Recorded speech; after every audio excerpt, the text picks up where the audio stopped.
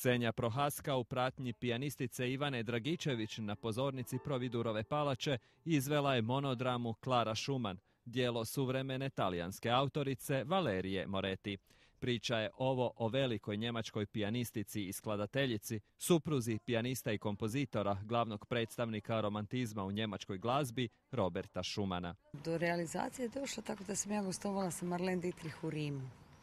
I poznata talijanska spisateljica Valerija Moretti vidjela me u Marlene Dietrich i ne znam putem kojih trikova je vidjela u meni buduću Claru Schumann, ali došla je i molila me jako dugo, baš me molila, ja nisam više htjela raditi niti jednu.